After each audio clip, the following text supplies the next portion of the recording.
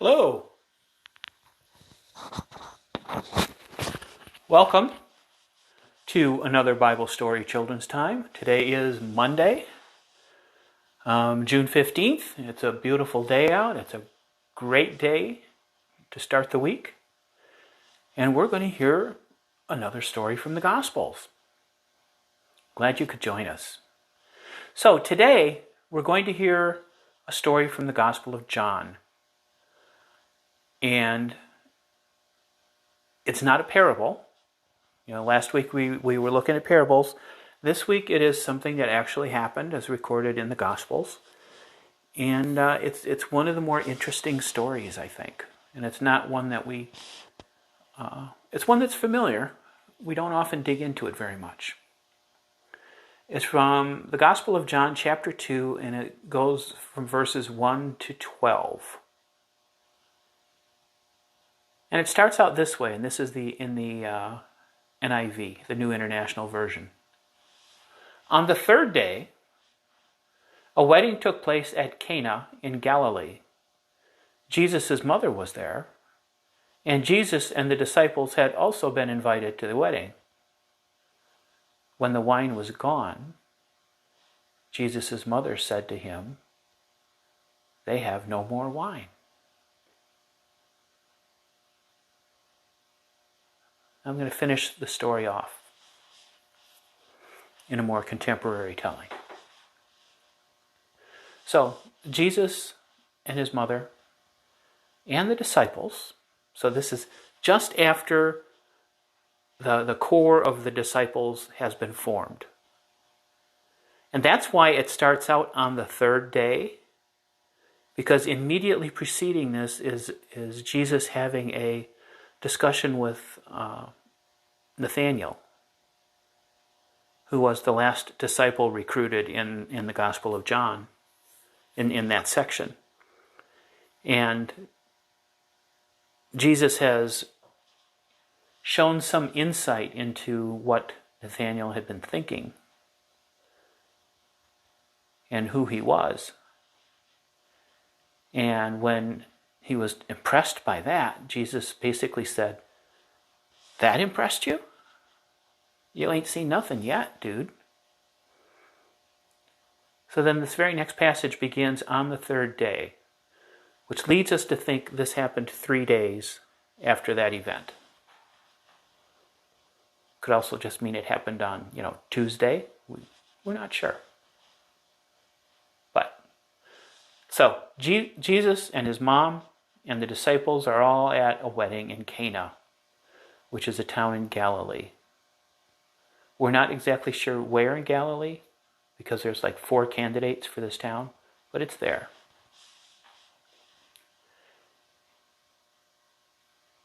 And the celebration has been going on for a while now, the wedding banquet. And Jesus' mom comes to him and says, "Hey, don't panic, but they're all out of wine." And John tells us that Jesus basically looks at his mom and goes, "And?"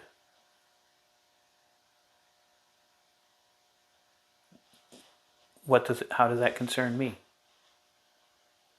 His direct quote here is, "Woman, why do you involve me?"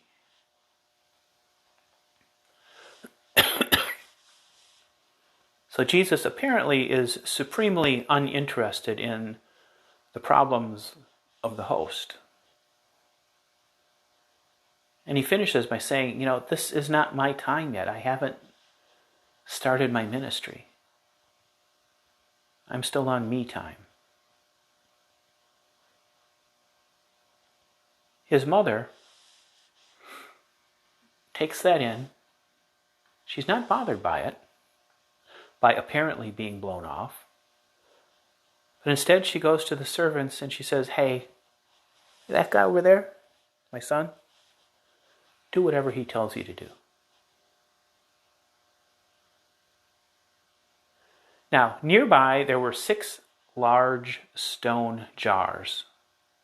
These jars were used to hold water that was used in ceremonial washing by the Jewish people. Before meals they would wash their hands. On other certain occasions they would ceremonially wash themselves. This is sort of where baptism came from. It's closely related to that. So there were these 6 large jars. They hold between 20 and 30 gallons of water. So after he had thought about this for a little while, Jesus went to the servants and he said, "Okay, here's what I want you to do. Fill these jars with water. Don't have to worry about anything else, just fill them with water." So the servants, keeping in mind what Jesus' mom had said, pulled water from the well and they filled the jars up. So now we have somewhere between 120 and 180 gallons of freshly drawn well water sitting there. And the servants know this. They know this because they just put the water in there. So they must have been thinking that this Jesus guy was a little bit off when he said to them, "Now, draw some out and take it to the caterer. Take it to the guy that's running the banquet." Now, I'm going to guess they looked at one another like, why? Is he going to be impressed by the water? But then they remembered what Jesus' mom had said. Do whatever he says. Fine. So they go, they draw some of the water out of the jar, and they take it to the master of the banquet. And he tastes the water, except it wasn't water. He tastes it, and he didn't know where it had come from. He just knew that it was really, really good.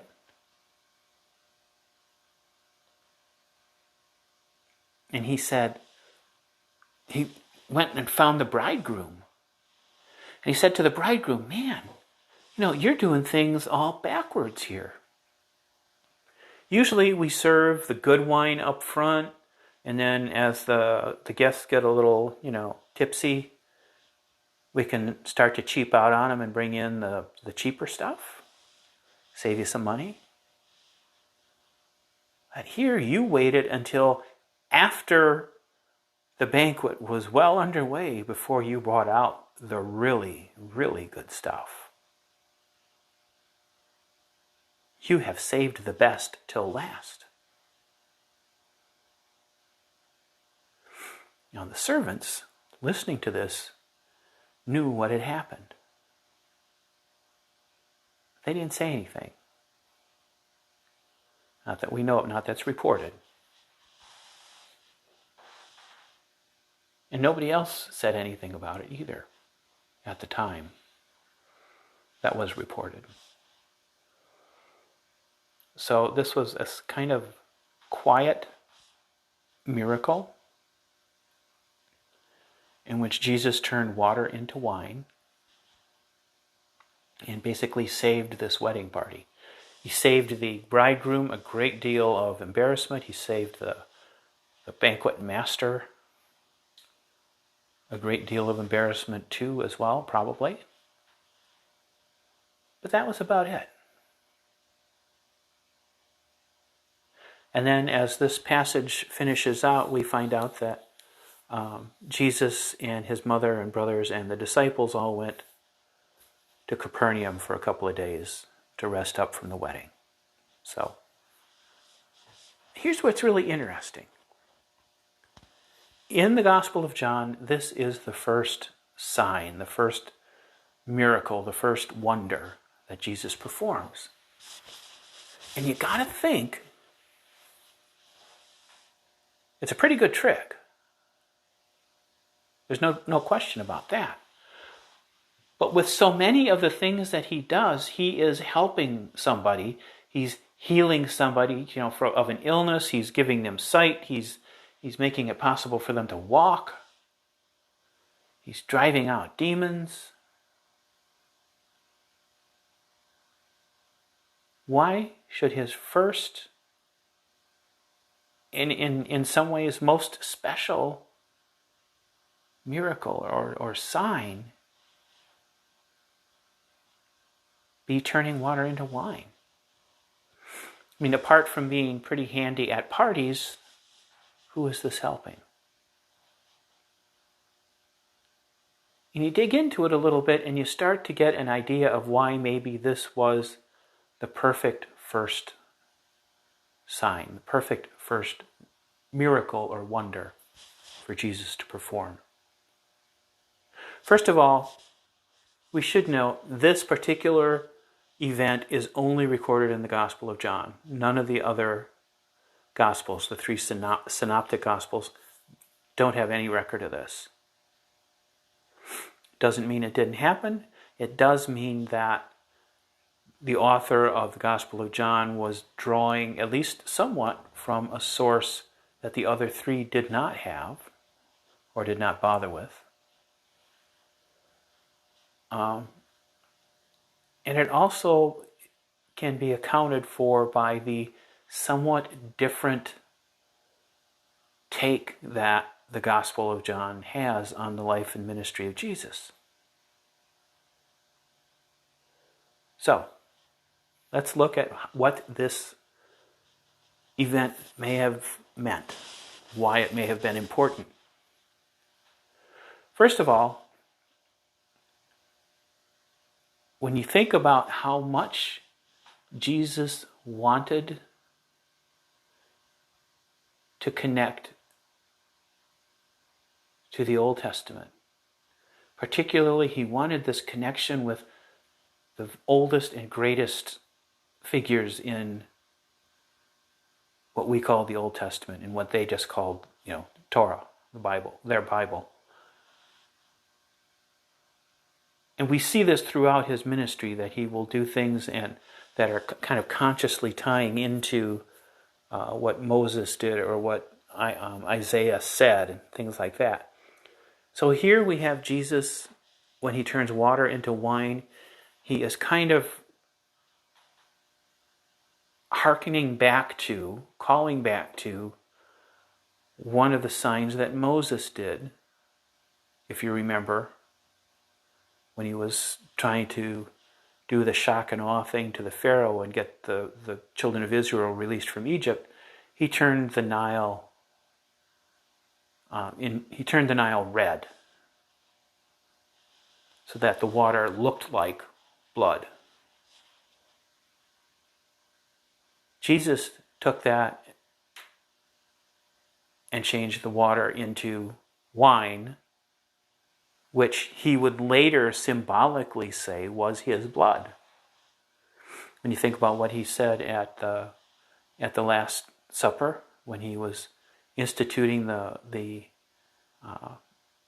instituting communion. What does he say? He takes, drink this wine. This is my blood, given for you and for the many. So in a sense, Jesus with this miracle is looking forward to the very end of his ministry. So that's one thing.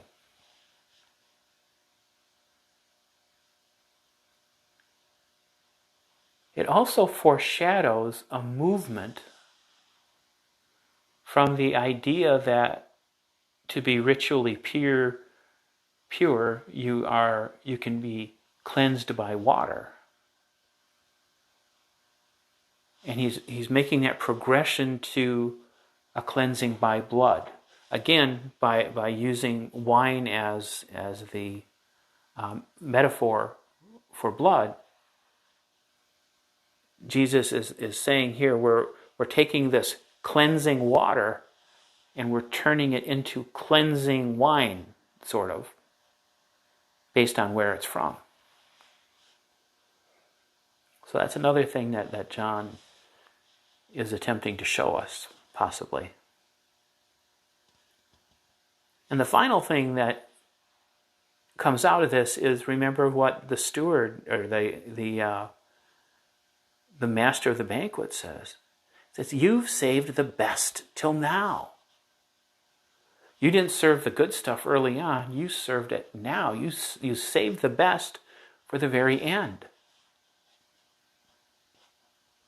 And again, that is a reference to prophets past.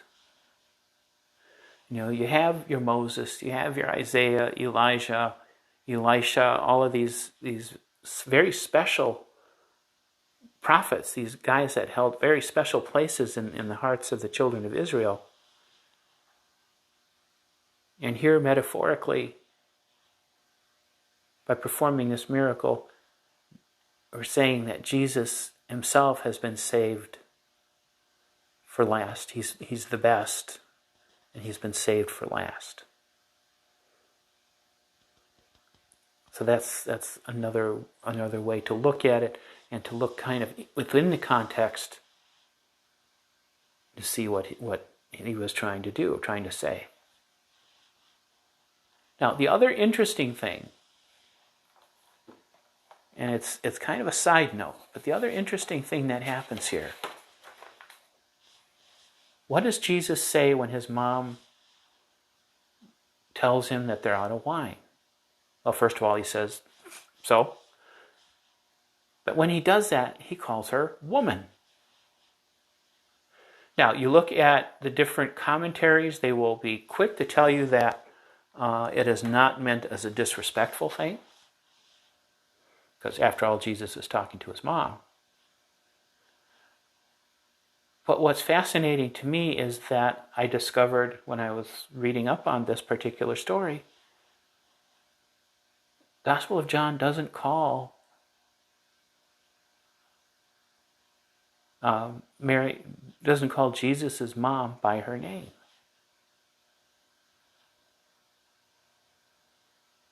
According to the commentary I read, anywhere you see Jesus' mother show up in John, it's always Jesus' mother. Or always, Jesus will say woman, or something like that. And I'm not sure, I don't have an explanation for that one. But I found it interesting. Now, one other thing, as we close this out, if you look at other writers, other commentaries, especially going back 50, 60 years, you'll see some other interesting ideas out there. There was one who said that the way he read it, the wedding was obviously Jesus' wedding. And he was marrying Mary Magdalene. I really poked around in this, and I can't see anything that would make it that obvious that that's what was going on. In fact, when it talks about Jesus being invited to the wedding, To me, that argues very strongly against any theory that Jesus was the actual bridegroom.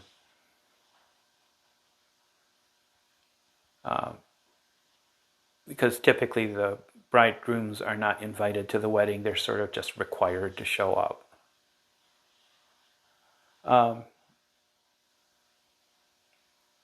But there has been a lot of stuff written about what the importance and meaning of this miracle is. I encourage you, if you're interested, do some digging around, poke around on the internet. Be careful what you look at, because there's a lot of weird stuff. I ran across another person who believed that not only was it Jesus' wedding to Mary Magdalene, but it was also his wedding to Mary, the sister of Lazarus, and one other female character from the New Testament, because this was a time when multiple wives was still legal or still acceptable. And that person, again, from anything I can see, unless you're digging into non-canonical literature as well, that just really doesn't add up here. But it is a very interesting story about the very first miracle Jesus performs. And it's interesting that he performs it either for a relative, for a friend, just to help somebody out. Maybe that's a reminder to us that when we have a chance to help people out, not a bad thing to do. Let's pray. Lord, thank you for bringing us together here again today as we studied Jesus and the wedding at Cana and the miracle that happened there. We ask, Lord, that you remind us that when we have the opportunity to help people out, to do something useful for them,